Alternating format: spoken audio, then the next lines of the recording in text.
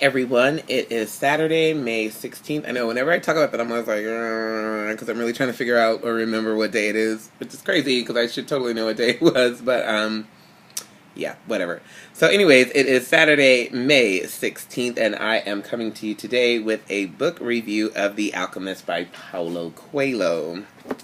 Booyah! Here it is right here. Yeah, so I finished The Immortal Life of Henrietta Lacks, and I just really wanted to read this because I've been super excited about reading this book, and I've had it for a while. It's very short. I think it's a little more than 160 pages. Very easy to read. It still took me a few days to read it, probably much longer than it should have, because I could totally have read this book in a day, but this book is kind of not a book that you just kind of sit down and breeze through, even though it's really good, because it's a very profound book. And so a lot of just weighty topics, and I find that it's very hard to just kind of breeze through them. I remember feeling that way when I started, even though I haven't finished, I started Les Miserables by Victor Hugo. And I was like, yeah, I'm just not going to get through this book very quickly because it just deals with these very weighty topics about humanity and the existence of man and existentialism. I mean, it's just this very, very, it's a very simple book in the way that it's written, and the story is a simple one, but the ideas that are discussed in the book are very, very profound and very poignant, and they cause you to think and kind of ponder the universe and your relation to the universe and to creation, and it's such a good book. Honestly, that book is like, it's like magic, no joke. You just get so wrapped up in the story, and it's just a very, very, very enchanting novel. And I was telling my husband, I was like, you have got to read this book because it's so good, but I don't even know what to say about it, because it's like, I don't think I've ever really read anything like this book. And one of the things that I love about this book is that you can definitely tell it was written in another language and translated into English. I feel like sometimes, because I do speak a little bit of Spanish, and I'm a lover of languages, and I feel like sometimes other languages are so much richer than ours in their description and the way they describe things and the way they talk and frame their sentences. Sorry, a piece of gum in my mouth. Yuck. Anyways, so I was trying to hide it under my tongue so you didn't see that flash of blue, but now I'm just like, I don't care. Long hair, don't care. So, but yeah, you can definitely tell that it was written in another language. The storytelling is so rich and so full, and he just weaves this just beautiful, beautiful story. And it almost reads like scripture, even though it's not, so don't, you're a blasphemer. I know it's not scripture, but it's such I don't know. It's a wonderful book. I'm telling you, I'm so glad that I finally read it.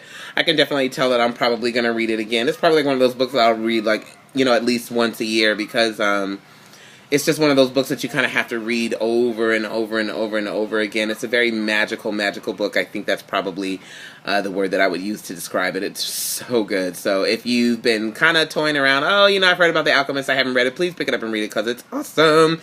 And it's so quick to read that it's almost sad. Anyone who's a reader who loves to read, if you haven't read this book, it's kind of a tragedy. So because it's just such a short book, and it's just so good. So I would definitely give it a 5 out of 5 stars. I loved every minute of reading it. I felt transported when I opened it up. I could feel the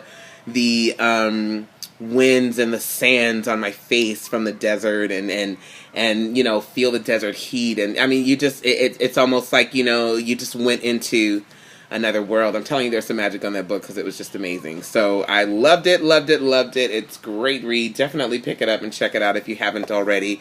Currently, I am reading Booyashaka! Eleanor and Park by Rainbow Rowell. Oh my god, you guys, no joke.